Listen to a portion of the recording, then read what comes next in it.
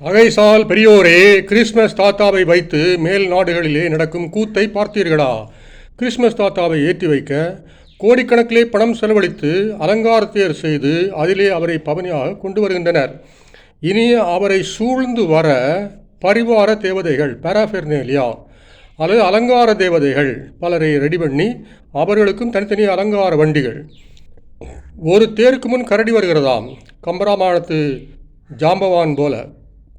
மறு தேரிலே நீர்வீழ்ச்சியாம், நயாகரா நீர்வீழ்ச்சி போல. இன்னொரு தேரிலே ஆமையும் அதன் கூட்டாளிகளும். அது மட்டுமா, மற்ற தேர்கள் ஒவ்வொன்றுக்கும் முன்னால் வரும் மிருகங்களை பாருங்கள். கலைமான்கள், காண்டாமிருகங்கள், காட்டு எருமைகள், வேங்கை புலிகள், ஆந்தைகள், மனித குரங்குகள், முள்ளம்பன்றிகள், எருமைகள், அணில் குரங்குகள், மங்கீஸ் குரல்ஸ். இப்படி அத்தோடு விட்டார்களா, அரை நிர்வாணமாய் ஆடி வரும் பெண்கள், இன்னும் கடல் நண்டுகள், சங்குகள், ஒட்டகங்கள், பனிமான்கள், பனிக்கரடிகள், கங்காருகள் முதலியன. இப்படி எண்ணற்ற ஊர்திகளுக்கு எவ்வளவு செலவாயிருக்கும் என்று யோசித்து பாருங்கள்.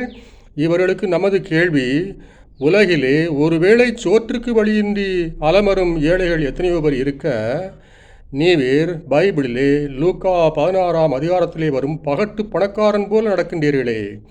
சோதோம் கொமோராவிடம் கணக்கு கேட்ட கடவுள் உங்களிடமும் கணக்கு கேட்பார் அல்லவா? மேல் நாட்டவரை பார்த்து நம் நாட்டு விடலைகளும் காப்பி அடிக்க ஆரம்பித்தால் என்ன ஆகும்? அதுவும் கிறிஸ்துமஸ் தாத்தா கரால்ஸிலே நமது பதில் ஆணை போடுவது மாதிரி ஆடும் போட நினைத்தால் புட்டம் கிழிந்து விடும். விடலைகள் தான் இப்படி எனில் பாதிரிமார் எப்படியாம்?